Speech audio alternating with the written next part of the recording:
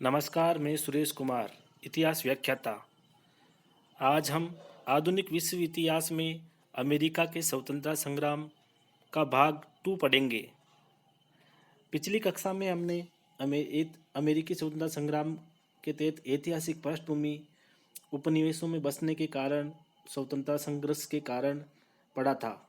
अब आज हम भाग 2 के तहत पढ़ेंगे स्वतंत्रता संघर्ष की घटनाएं, पेरिस की संधि, अमेरिका की विजय और अंग्रेजों की हार के कारण अमेरिका की क्रांति का स्वरूप, क्रांति के परिणाम और क्रांति का महत्व। स्वतंत्रता की घोषणा। जॉर्ज तृतीय ने उपनिवेशों के विद्रोह को सैनिक शक्ति से दबा देने का निश्चय किया, परंतु जब उसे इंग्लैंड में नई सेना की भर्ती के लिए अधिक व्यक्ति न मिले तो उसने हेसे, अनहलाट और ब्रुंसविक के राजाओं से 20,000 जर्मन सैनिक किराए पर मंगाकर अमेरिका में अपनी सैन्य शक्ति को बढ़ा लिया। उधर अमेरिकी सेनाओं ने विभिन्न भागों में लड़ाइयाँ शुरू कर दी। बोस्टन में उन्होंने बंकर हिल पर अधिकार कर लिया। कनाडा पर भी आक्रमण किया गया, परंतु बाद में उपनिवेशवासियों को वहां से पराजित होकर वापस लौटना पड़ा। परंतु नॉरफोक, वर्जीनिया, चार्ल्सटन और दक्षिणी कैरोलिना में ब्रिटिश सेनाओं को पराजित होना पड़ा। इस बीच सैमुअल एडम्स, पैट्रिक हेनरी और टॉमस पेन जैसे देशभक्त युद्ध कार्य को बढ़ावा देते रहे, क्योंकि बहुत से अमेरिकी अभी भी इंग्लैंड के पक्ष में थे। अंत में कांग्रेस भी दृढ़तापूर्वक इंग्लैंड से पृथक होने के पक्ष में हो गई और 4 जुलाई 1776 ईस्वी को स्वतंत्रता का घोषणा पत्र स्वीकार कर लिया गया। अमेरिकन स्वतंत्रता का जन्म उसी दिन से माना जाता है। घोषणा पत्र में कहा गया, हम इन सत्यों को स्वयं सिद्ध मानते हैं कि सभी मनुष्य समान पैदा हुए हैं, कि उनके सृष्टा ने उनको कुछ अविच्छिन्न अधिकारों से संपन्न किया है, कि उन्हें जीवन, स्वतंत्रता और सुख की खोज के अधिकार भी है। इन अधिकारों की प्राप्ति के लिए ही मानव समाज में शासन की स्थापना होती है और उसको न्यायोचित अधिकार शासितों की स्वीकृति से मिलता है। जब किसी प्रकार का शासन तंत्र इन उद्देश्यों पर कुठाराघात करता है तो जनता को यह अधिकार है कि वह उसे बदल दे अथवा उसे समाप्त कर दे और एक नई सरकार स्थापित करे, जिसकी आधारशिला ऐसे सिद्धांतों पर हो और शक्ति का संगठन इस प्रकार किया जाए जिससे उन्हें ऐसी आशा हो कि उनको सुरक्षा और सुख की प्राप्ति होगी। स्वतंत्रता की घोषणा ने अमेरिकी उपनिवेशों को ब्रिटेन के शासन से पृथक कर दिया और अमेरिकी लोगों में व्यक्तिगत स्वतंत्रता, स्वशासन और समाज में प्रतिष्ठित स्थान प्राप्त करने के लिए अदम्य जोश पैदा कर दिया। इंग्लैंड ने भी इस विद्रोह को दबाने में कोई कसर नहीं रखी, परंतु 6 वर्ष के निरंतर युद्ध के बाद उसे झुकना पड़ा और स्वतंत्रता को मान्यता देनी पड़ी। मुख्य लड़ाइयाँ स्वतंत्रता की घोषणा के बाद कई महीनों तक अमेरिकियों को कई असफलताओं का सामना करना पड़ा। वाशिंगटन ने अंग्रेजी जनरल हो और उसके 11,000 सैनिकों को बोस्टन से तो भगा दिया, परंतु जब वह न्यूयॉर्क के महत्वपूर्ण स्थान पर अधिकार करने के लिए पुनः अंग्रेजी सेना के मुकाबले में आया तो हालात बदल गए। अंग्रेज और जर्मन सेनाओं ने अमेरिकी सेनाओं को हार पर हार दी और उन्हें न्यू जर्सी की ओर भगा दिया। महाद्वीपीय कांग्रेस ने अपनी सेनाओं को अधिक सहायता न दी। 13 नए राज्यों में एकता अभी बहुत दूर थी। लॉन्ग आइलैंड के युद्ध में वाशिंगटन की स्थिति संकटमय हो गई और उसने ब्रुकलिन की छोटी छोटी नावों द्वारा मैनहट्टन तट तक पीछे हटने का कार्य बड़ी निपुणता से पूरा किया। विपरीत दिशा की हवा के कारण ब्रिटिश जहाज ऊपर की ओर न जा सके, इससे वाशिंगटन बच गया। 1776 ईस्वी के अंतिम दिनों में वाशिंगटन ने अपूर्व युद्ध कौशल का परिचय देते हुए ट्रेंटन के युद्ध में ब्रिटिश सेना को परास्त किया। इसके बाद प्रिंसटन के युद्ध में पुनः अंग्रेजों की पराजय हुई। इन विजयों ने अमेरिकी सैनिकों में जोश पैदा कर दिया।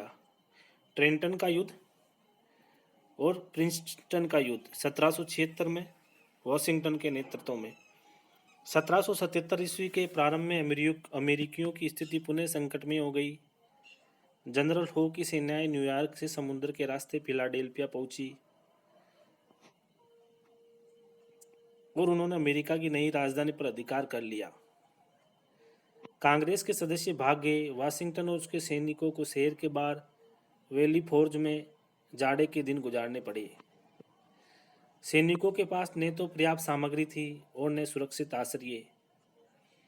इस बार भी जनरल हो ने अपना आक्रमण जारी न रखकर अमेरिकियों को कुचलने का अवसर खो दिया। वैसे अधिकांश इतिहासकारों की मान्यता है कि जनरल हो की राजनीतिक सहानुभूति अमेरिकी लोगों के हाथ साथ थी। 1777 के आखिरी महीनों में अमेरिकियों का भाग्य प्रबल रहा। सारागोटा के प्रसिद्ध युद्ध में अंग्रेजों को अपमानजनक पराजय का मुंह देखना पड़ा। सारागोटा के युद्ध में अंग्रेजों को अपमानजनक पराजय का मुंह देखना पड़ा। यह है कि इंग्लैंड ने न्यूयॉर्क राज्य पर कब्जा जमाकर अमेरिका को दो भागों में बांटने की योजना बनाई। न्यूयॉर्क पर एक साथ 3 दिशाओं से आक्रमण की बात सोची गई। तीनों सेनाओं को न्यूयॉर्क से 150 मील उत्तर को हडसन नदी की घाटी में अल्बानी नामक स्थान पर मिलना था। जनरल जॉन बर्गोइन को कनाडा से दक्षिण की ओर जाना था। जनरल हो को न्यूयॉर्क से उत्तर को सेनाएं भेजनी थी और जनरल सेंट लेजर को पूर्व की ओर बढ़ना था। ये सारी योजना बुरी तरह से सफल हुई। सेंट लेजर को पश्चिमी वनों में अमेरिकियों ने रोक के रखा और हो की सेना पहुंची नहीं। जनरल बर्गोइन अपने 6000 सैनिकों के साथ हडसन नदी के ऊपरी भाग तक पहुंच गया। वह सितंबर के मध्य तक अन्य सेनाओं की प्रतीक्षा करता रहा। बेनेडिक्ट आर्नोल्ड के नेतृत्व में लगभग 20,000 अमेरिकी किसानों और सैनिकों ने बर्गोइन को सारागोटा या साराटोगा की तरफ खदेड़कर चारों तरफ से घेर लिया। 17 अक्टूबर 1777 को बर्गोइन को आत्मसमर्पण करना पड़ा। इससे इंग्लैंड की प्रतिष्ठा को गहरा धक्का लगा। युद्ध के इस निर्णायक प्रहार ने इंग्लैंड के पुराने शत्रुओं फ्रांस और स्पेन को अमेरिका के पक्ष में कर दिया और ये दोनों राष्ट्र अब अमेरिकियों की आर्थिक एवं सैनिक सहायता देने लगे। इससे पूर्व बेंजामिन फ्रैंकलिन की अपील पर इन देशों से अमेरिकियों को थोड़ी बहुत युद्ध सामग्री मिल पाई थी और फ्रांस के मार्क्वी दे लाफायते, जर्मनी के बेरन फान यूबन और बेरन फान कल्ब तथा पोलैंड के काउंट फ्लास्की जैसे दक्ष सैनिक अधिकारियों ने अपनी सेनाएं भेंट की थी। इन लोगों ने उपनिवेशी रंगरूटों को अनुशासन के साथ साथ प्रशिक्षण भी दिया क्योंकि इसकी अत्यंत आवश्यकता थी। सारागोटा या साराटोगा की लड़ाई के बाद बेंजामिन फ्रैंकलिन ने फ्रांस से समझौता करने में सफलता प्राप्त कर ली। इसके अनुसार दोनों देशों ने उस समय तक युद्ध में एक दूसरे का साथ देने का वचन दिया जब तक कि उनमें से एक सुलह के लिए तैयार न हो जाए। इसके बाद स्पेन और इंग्लैंड ने अमेरिका को उन उद्देश्य प्राप्ति में अपनी जल सेना से सहायता दी। फ्रांस से उधार सामग्री और सैनिक मिल गए, परंतु उसकी सबसे बड़ी देन फ्रांस का शक्तिशाली समुद्री बेड़ा था जो इंग्लैंड के बाद अन्य यूरोपीय देशों में श्रेष्ठ था। फ्रांसीसी समुद्री बेड़े ने अंग्रेजों की सेना के लिए सामान और सैनिक भेजना कठिनतर बना दिया और ब्रिटिश वाणिज्य को गंभीर हानि पहुंचाने में फ्रांसीसियों ने अमेरिकी अवरोधकारी जहाजों का साथ दिया। 1778 ईस्वी में फ्रांसीसी बेड़े की कार्रवाई से घबराकर अंग्रेजों ने फिलाडेल्फिया खाली कर दिया। उसी वर्ष ओहियो की घाटी में उन्हें कई पराजयों का सामना करना पड़ा, जिसके परिणाम स्वरूप उत्तर पश्चिम में उनका नियंत्रण एवं प्रभाव समाप्त हो गया, परंतु उन्होंने दक्षिण में युद्ध जारी रखा।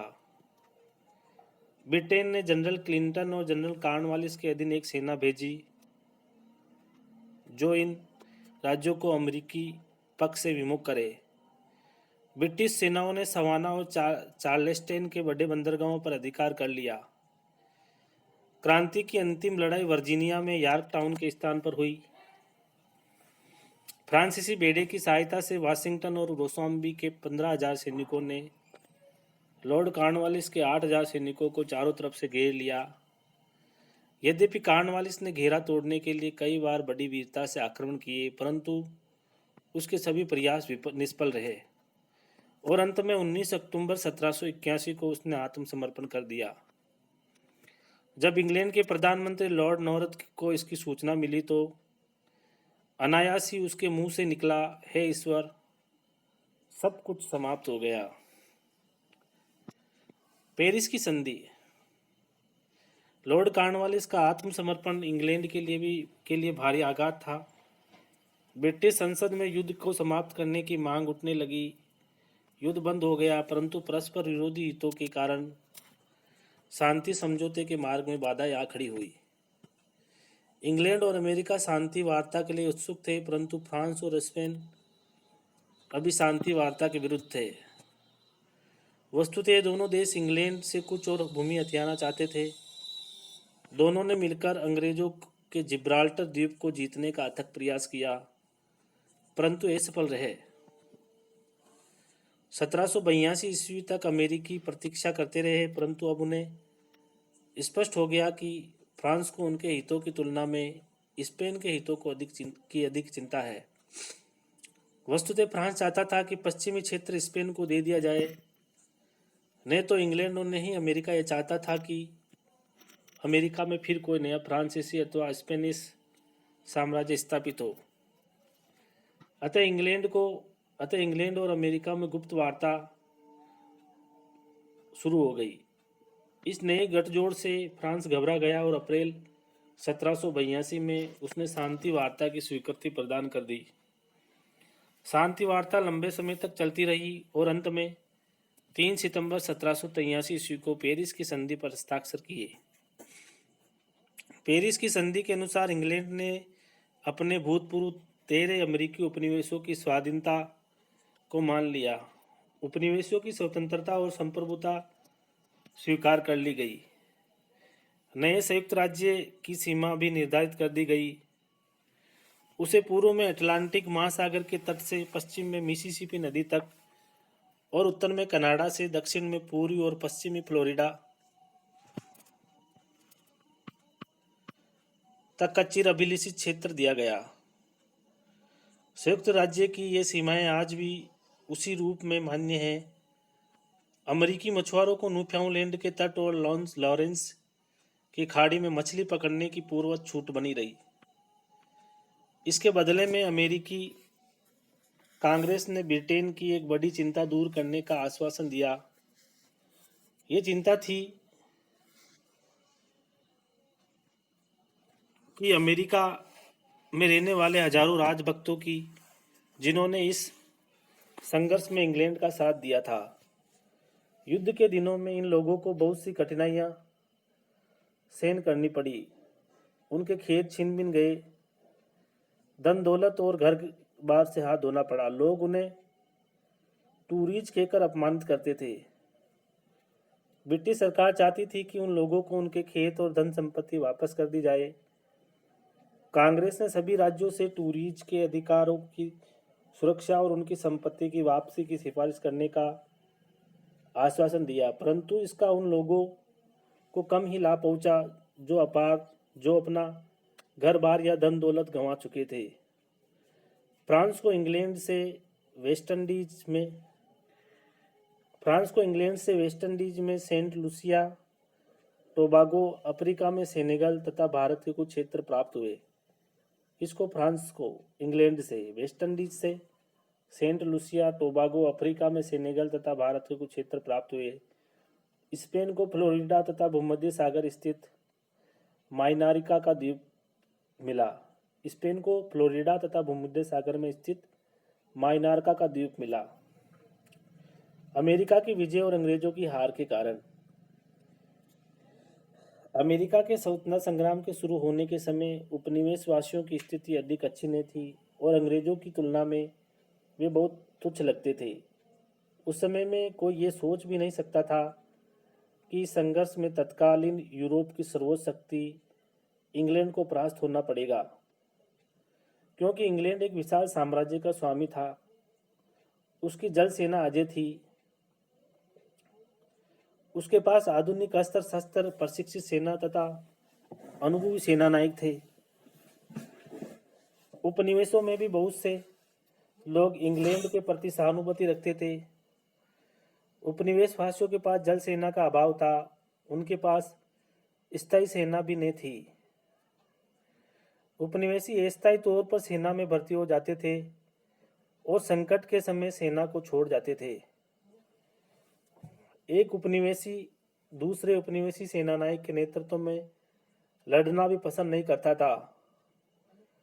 अमेरिकी कांग्रेस की स्थिति भी अधिक अच्छी नहीं थी। उसके आय स्रोत सीमित थे और सदस्यों में एकता का अभाव था। इन सभी बातों के उपरांत भी अमेरिका की विजय हुई और अंग्रेजों को पराजय का सामना करना पड़ा। इसके लिए कई कारण जिम्मेदार थे, जिनमें से कुछ निम्नलिखित थे। नंबर 1 है इंग्लैंड और अमेरिका की दूरी। इंग्लैंड को अपने घर से लगभग 3000 मील की दूरी पर अमेरिका से लड़ना पड़ा। इतनी दूरी से युद्ध को चालू रखना बड़ा कठिन काम था। यातायात के उन्नत साधनों के अभाव में इतनी दूरी से समय पर सैनिक सहायता पहुंचाना बहुत मुश्किल काम था। फ्रांस, स्पेन, हॉलैंड आदि के अमेरिका के साथ मिल जाने के बाद इंग्लैंड के लिए अपने सैनिकों को अत्यावश्यक सामान पहुंचाना भी कठिन हो गया। इसके अलावा युद्ध के केंद्र भी लगभग 1000 मील के घेरे में फैले हुए थे। लड़ते लड़ते अंग्रेज सैनिक जंगलों में भटक जाते थे और उन्हें स्थानीय लोगों के हाथों भारी हानि उठानी पड़ती थी।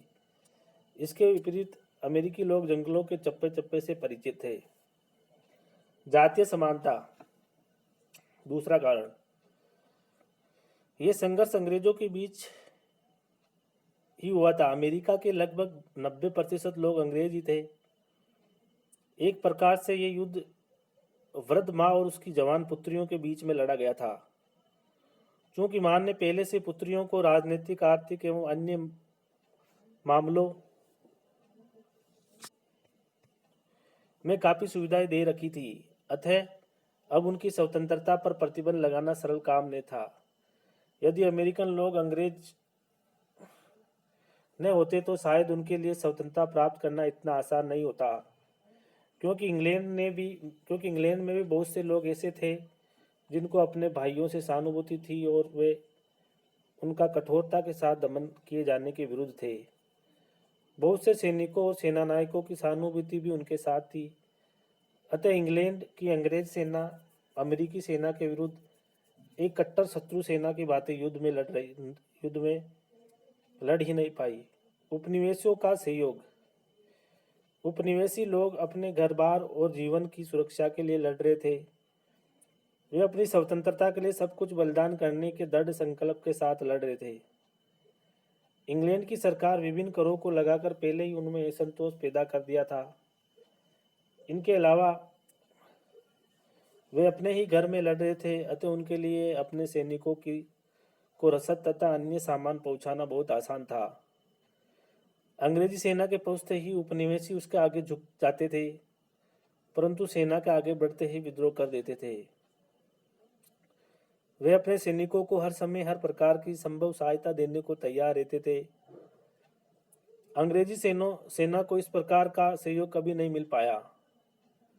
नंबर 4 है उपनिवेशों की शक्ति का गलत मूल्यांकन। अंग्रेजों की पराजय का एक मुख्य कारण यह था कि उन्होंने शुरू से ही उपनिवेशों की शक्ति का सही मूल्यांकन नहीं किया। उन्हें स्वयं अपनी शक्ति पर बहुत अधिक विश्वास था। उनका मानना था कि यदि उपनिवेशों ने शस्त्र उठाए तो वे सरलता के साथ उन्हें दबा देंगे। जनरल गेज ने तो कहा भी था कि अमेरिका उपनिवेशों को जीतने के लिए केवल 4 रेजिमेंट ही पर्याप्त होगी। परिणाम ये निकला कि जब संघर्ष शुरू हुआ तो इंग्लैंड की सरकार ने अधिक मात्रा में सैनिक सामान नहीं भेजा और जब उसे सही स्थिति का ज्ञान हुआ तब तक काफी देर हो चुकी थी और सैनिक तथा सामान पहुंचाना संभव नहीं हो पाया था। इसके अलावा अमेरिका में इंग्लैंड की सेनाएं लड़ रही थी। उनमें बहुत से सैनिक जर्मन थे जिन्हें भाड़े पर लाया गया था। इन जर्मन सैनिकों को इंग्लैंड की विजय में विशेष रुचि नहीं थी। इसके विपरीत अमेरिकी सैनिकों में राष्ट्रीयता का अपार जोश था। नंबर 3 है जॉर्ज तृतीय और उसके मंत्री। इंग्लैंड का शासक जॉर्ज तृतीय अपने आप को वास्तविक राजा मानता था और वे सरकारी काम में बहुत अधिक हस्तक्षेप करता था। संयोगवश उसके अधिकांश मंत्रियों में उसकी नीतियों का विरोध करने की सामर्थ्य नहीं रही। जॉर्ज तृतीय का प्रधान उद्देश्य इंग्लैंड के हित के लिए उपनिवेशों का शोषण करना था, जबकि शासन का उद्देश्य होना चाहिए शासितों के कल्याण की चिंता करना। जॉर्ज का प्रधानमंत्री लॉर्ड नॉर्थ भी एक अयोग्य व्यक्ति था। उसमें स्थिति की गंभीरता और दूसरों की योग्यता परखने की शक्ति नहीं थी। जॉर्ज के विशेष आग्रह पर ही चाय कर कायम रखा गया और यही चाय कर संघर्ष का मूल कारण बना। यदि जॉर्ज और उसकी सरकार उस समय उपनिवेशियों को कुछ सुविधाएं और दे देती तो स्थिति सामान्य हो जाती, परंतु उसने तो चुनौती देते हुए कहा था, अब पासा फेंका जा चुका है, उपनिवेश या तो आत्मसमर्पण करे अथवा जीत जाए। इंग्लैंड के बहुत से बुद्धिजीवी जॉर्ज तृतीय के व्यक्तिगत शासन से रुष्ट थे। वे चाहते थे कि अमेरिका जीत जाए ताकि इंग्लैंड में जॉर्ज की शक्तियों पर नियंत्रण लगाना संभव हो जाए। सॉरी। नंबर 6 सेना नायक।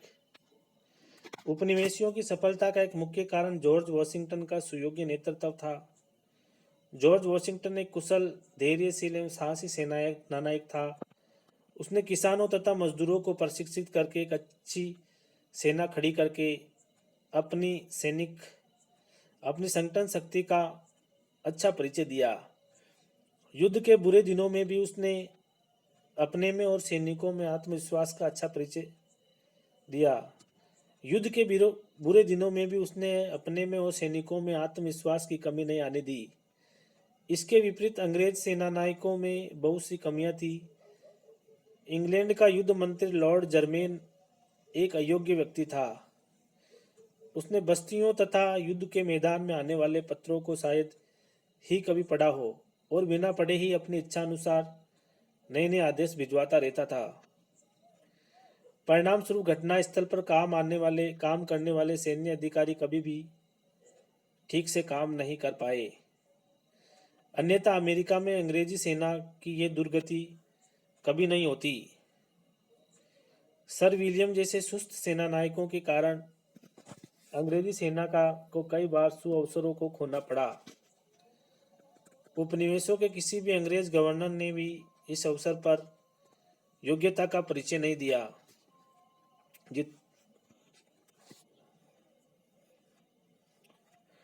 अन्य राष्ट्रों का सहयोग। सप्तवर्षीय युद्ध में जो घाव फ्रांस को लगे थे उसकी ठेस अब भी शेष रह गई थी। वह इंग्लैंड से अपने अपमान का बदला लेना चाहता था। फ्रांस का मानना था कि यदि उपनिवेशों को अन्य राष्ट्रों का सहयोग मिल जाए तो यह संघर्ष काफी लंबा चलेगा और इससे इंग्लैंड को भयंकर आर्थिक हानि का सामना करना पड़ेगा। संभव है कि उसके हाथ से अमेरिका के उपनिवेश निकल जाए। अतः फ्रांस ने उपनिवेशों को सहायता देने का निश्चय कर लिया, परंतु संघर्ष के प्रारंभिक वर्षों में वे खुल्लम खुल्ला सैनिक सहायता ने देकर गुप्त रूप से धन और सामान भेजता रहा। फ्रैंकलिन बेंजामिन ने फ्रांस जाकर खुला सहयोग प्राप्त करने में सफलता प्राप्त की और उसके बाद स्पेन, इंग्लैंड आदि राष्ट्रों ने भी उपनिवेशों की सहायता का निश्चय किया। इन राष्ट्रों की जल सेना ने इंग्लैंड की जल सेना को काफ़ी परेशान किया और इंग्लैंड के लिए अमेरिका स्थित अपनी सेनाओं को सामान पहुंचाना कठिन बना दिया। फ्रांसीसियों के सहयोग से ही वाशिंगटन ने यॉर्क टाउन में लॉर्ड कॉर्नवालिस को आत्मसमर्पण करने के लिए विवश किया। अन्यथा उपनिवेशों के लिए अंग्रेजी जहाज़ों की घेराबंदी करना अथवा उन्हें रोकना संभव नहीं हो पाता। अब एक क्रांति का स्वरूप, अमेरिका की क्रांति का स्वरूप। निसंदेह अमेरिका की क्रांति जनतंत्र के क्षेत्र में एक महान घटना है। फिर भी इसके स्वरूप के विषय में विद्वान लोग एकमत नहीं है।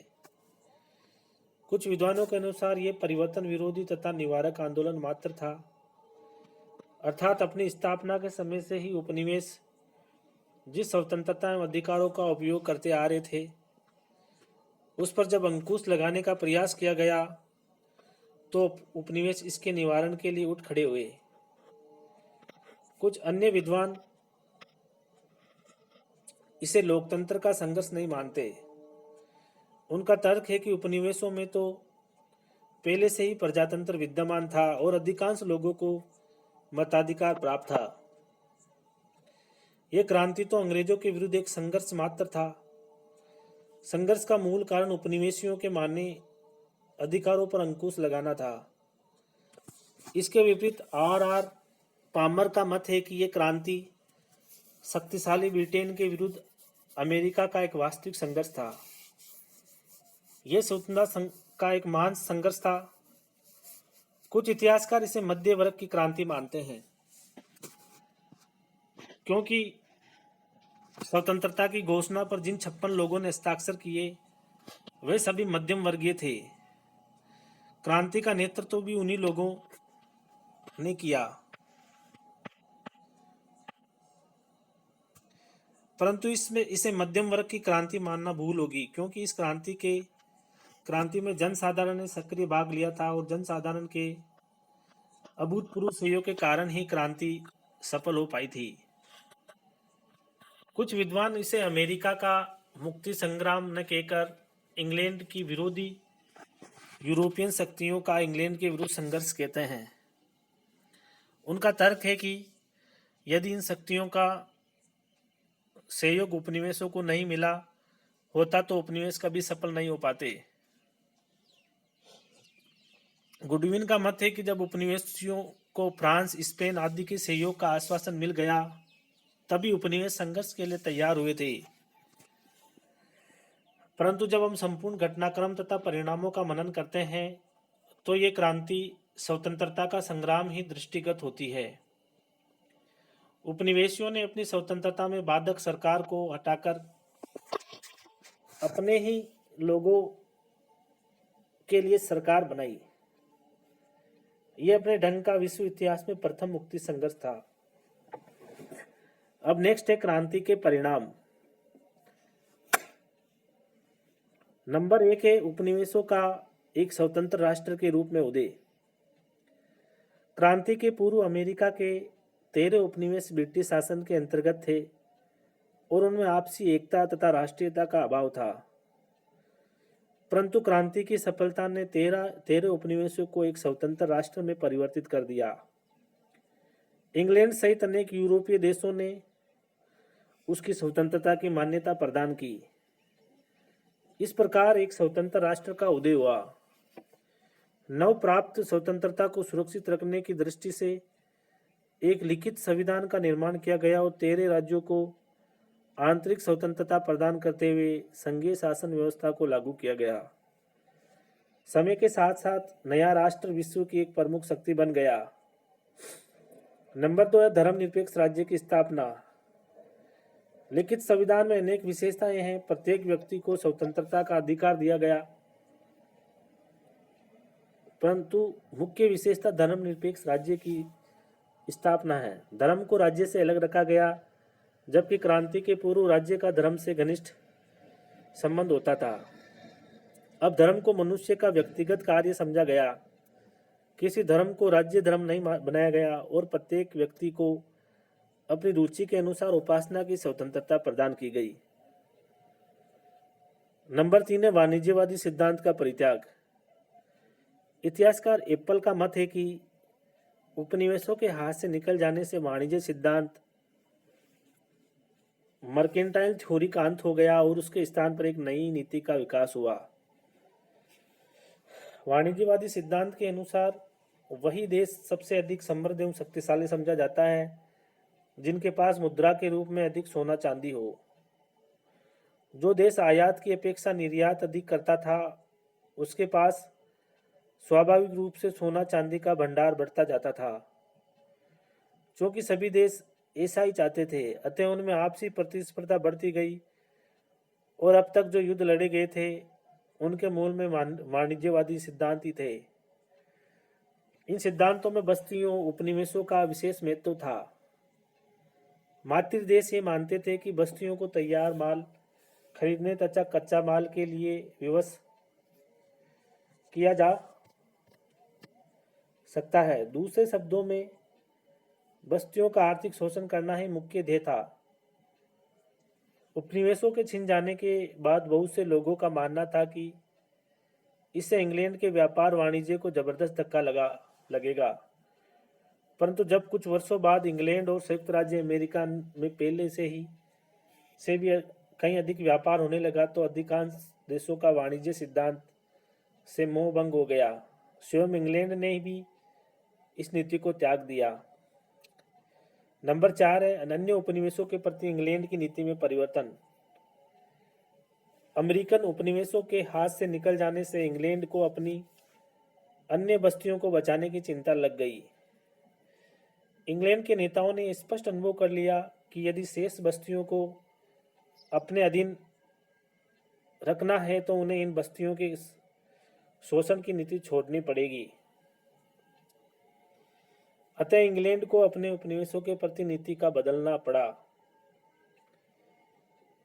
इस परिवर्तित नीति के आधार पर ही ब्रिटिश कॉमनवेल्थ ऑफ नेशंस यानी ब्रिटिश राष्ट्रमंडल का जन्म संभव हो पाया।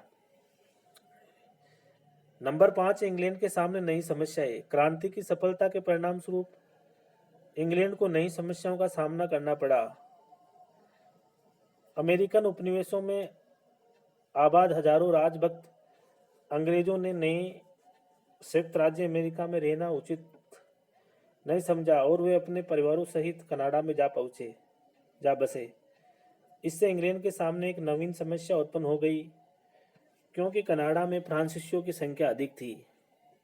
अतः जातीय संघर्ष का भय उत्पन्न हो गया। इसके अलावा इंग्लैंड को एक अन्य समस्या का सामना भी करना पड़ा। अब तक वे अपने अपराधियों को अमेरिका में निर्वासित कर देती थी। अब इस काम के लिए ऑस्ट्रेलिया तथा न्यूजीलैंड को चुना गया। परिणाम स्वरूप इन दोनों देशों का भी तेजी के साथ विकास होने लगा। नंबर 6 है जॉर्ज तृतीय के व्यक्तिगत शासन का अंत।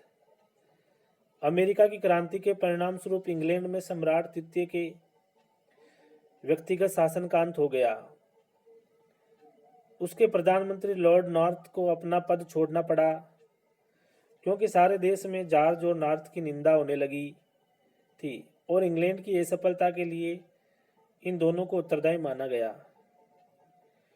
जॉर्ज तृतीय के पूर्व इंग्लैंड में वैधानिक शासन काफी प्रगति कर चुका था, परंतु जॉर्ज ने कुछ सफलता के बाद भूतपूर्व राजाओं द्वारा खोए गए अधिकारों को पुनः प्राप्त कर लिया था। उपनिवेशों के हाथ से निकल जाने पर पुनः स्थिति बदल गई और संसद में राजा के अधिकारों को कम करने की जोरदार मांग उठने लगी। परिणाम स्वरूप राजा की शक्तियों पर अंकुश लग गया और छोटे पिट के लिए रास्ता साफ हो गया, जिसने कैबिनेट की शक्ति को पुनः स्थापित किया। इस प्रकार अमेरिका के मुक्ति संघर्ष ने ब्रिटिश संविधान की रक्षा की और राजा की शक्ति को नियंत्रण में रखा गया। आयरलैंड पर प्रभाव। अमेरिका की क्रांति का आयरलैंड पर भी प्रभाव पड़ा। फिलाडेल्फिया कांग्रेस की नकल करते हुए आयरिश लोगों ने भी इंग्लैंड से मुक्त होने का उपाय खोजने के लिए डुनगेनन में कन्वेंशन बुलाई और ब्रिटिश सरकार के सामने अपना मांग पत्र रखा। आयरिश लोग भी व्यापारिक प्रतिबंधों का अंत और स्वतंत्र आयरिश संसद की स्थापना करना चाहते थे। इंग्लैंड ने उनकी मांगों पर सहानुभूति के साथ विचार किया। डुनगेनन 1780 ईस्वी में वहां के वाणिज्य कानूनों को समाप्त कर दिया गया और 1782 ईस्वी में पोइंग अधिनियम समाप्त कर दिया गया। सॉरी इससे आयरिश लोगों को आर्थिक क्षेत्र में काफी स्वतंत्रता मिल गई। बाद में व्यवस्थापिका को भी स्वतंत्रता मिल गई। इस प्रकार अमेरिका की क्रांति में आयरिश जनतंत्र का मार्ग प्रशस्त किया गया। नंबर 8 है फ्रांस पर प्रभाव। अमेरिका के स्वतंत्रता संघर्ष ने फ्रांस को अत्यधिक प्रभावित किया। सप्तवर्षीय युद्ध 1757 से 63 में फ्रांस की पराजय ने उसकी आर्थिक स्थिति को खराब कर दिया था। अमेरिका के स्वतंत्रता संघर्ष में भी उसे भारी खर्चा वहन करना पड़ा और बदले में कोई बड़ा उपनिवेश भी हाथ नहीं लगा। ये ठीक है कि अपने कट्टर शत्रु इंग्लैंड को हराने में उसके अहम को शांति मिल गई और उसकी प्रतिष्ठा भी बढ़ी, परंतु युद्ध के व्यय में उसकी आर्थिक स्थिति को और भी अधिक दयनीय बना दिया और इसी स्थिति ने फ्रांस में क्रांति का श्रीगणेश किया। फ्रांस के हजारों सैनिकों और स्वयंसेवकों ने उपनिवेशों के साथ मिलकर आज़ादी की लड़ाई में भाग लिया था। वहां उन्हें मालूम हुआ कि उपनिवेशी अपने राजनीतिक अधिकारों के लिए इंग्लैंड के निरंकुश शासन एवं शोषण के विरुद्ध किस प्रकार से संगठित होकर लड़ रहे हैं। जब वे लोग वापस स्वदेश लौटे तो उन्होंने अनुभव किया कि यदि वे दूसरे लोगों को स्वतंत्रता प्राप्त करने में सहायक हो सकते हैं तो क्या वे स्वयं अपने तथा अपने देशवासियों के लिए राजनीतिक अधिकार प्राप्त नहीं कर सकते? क्या वे अपने देश की निरंकुश शासन से मुक्ति नहीं दिलवा सकते? इस प्रकार के विचारों ने उनको दिमागों में क्रांति मचा दी और जब फ्रांस में क्रांति की शुरुआत हुई तो उन लोगों ने क्रांति को सफल बनाने में महत्वपूर्ण भूमिका अदा की। इस प्रकार अमेरिका की क्रांति ने फ्रांसीसी क्रांति का मार्ग प्रशस्त किया। अब है अमेरिकी क्रांति का महत्व। विश्व इतिहास में अमेरिकी स्वतंत्रता संग्राम का एक अपना महत्वपूर्ण स्थान है। लगभग 8 वर्षों तक लड़े गए इस संघर्ष का सामरिक दृष्टि से विशेष महत्व नहीं है, क्योंकि दोनों ही पक्षों ने इस संघर्ष में अधिक स्फूर्ति तथा युद्ध कौशल का परिचय नहीं दिया, परंतु राजनीतिक दृष्टि से इस संघर्ष का अत्यधिक महत्वपूर्ण स्थान है। इंग्लैंड के निरंकुश औपनिवेशिक शासन के विरुद्ध अमेरिकन जनता की यह शानदार विजय थी। यह जनशक्ति की जीत थी। यदि इंग्लैंड ने प्रतिनिधि सत्तात्मक प्रथा को जन्म दिया था तो अमेरिकी क्रांति के परिणाम स्वरूप जनतंत्रात्मक प्रथा का जन्म हुआ, जिसमें पहली बार सर्वसाधारण को मताधिकार प्राप्त हुआ। पहली बार सही अर्थों में आधुनिक ढंग से प्रजातंत्र की स्थापना हुई। अमेरिका ने गणतंत्रवाद, जनतंत्र, संघवाद और संविधानवाद जैसे आदर्शों को संसार के सामने न केवल प्रस्तुत किया अपितु उस पर अमल भी किया। वैसे इन आदर्शों का प्रतिपादन यूरोपीय विचारक बहुत पहले ही कर चुके थे, परंतु उनके विचार पत्र, पत्रिकाओं तथा पुस्तकों तक ही सीमित रह गए थे। किसी भी देश ने उन पर अमल नहीं हो पाया था। क्रांति के बाद अमेरिका ने जनता द्वारा निर्वाचित सरकार की एक सुदृढ़ एवं विकसित प्रणाली को जन्म दिया।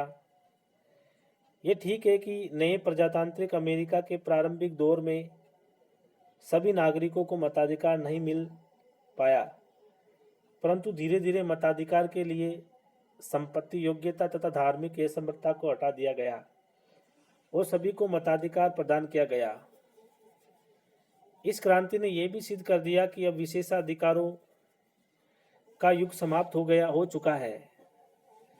इस दृष्टि से यह क्रांति निसंदेह एक युगांतरकारी घटना थी। अमेरिका की क्रांति से दूसरे देशों को भी प्रेरणा मिलती रही। और अमेरिकी स्वतंत्रता संघर्ष उनके लिए एक प्रेरणादायक आदर्श बन गया। निरंकुश और साम्राज्यवाद की शिकार जनता को एक नया सहारा मिल गया। आयरलैंड और फ्रांस के लोगों को इससे विशेष प्रेरणा मिली। फ्रांसीसी क्रांति के मुख्य सिद्धांतों स्वतंत्रता, समानता और बंधुत्व का मूल अमेरिकी संघर्ष में ही निहित है। इस संघर्ष से प्रेरणा पाकर दक्षिण अमेरिका के लोग भी स्पेन तथा पुर्तगाल के शासन से मुक्त होने में सफल रहे। अमेरिका के कुछ सिद्धांतों ने तो सारे संसार को प्रभावित किया है। संघात्मक शासन पद्धति का प्रयोग एवं विकास भी इसी क्रांति की देन मानी जाती है। लिखित संविधान का व्यवहार और धर्म तथा शासन का अलगाव भी इसी क्रांति की विशेषता है। शक्ति विभाजन का सिद्धांत भी अमेरिका के संविधान ने ही संसार के राजनीतिक योग तथा राष्ट्रों के सामने प्रस्तुत किया। इसे समूचे संसार को लगा कि वे अब एक महत्वपूर्ण परिवर्तन के युग में प्रवेश कर रहा है। अमेरिका की क्रांति के परिणाम स्वरूप इंग्लैंड की पुरानी औपनिवेशिक नीति और वाणिज्य सिद्धांतों में महान परिवर्तन आया और राजा के व्यक्तिगत अधिकारों पर अंकुश लगा।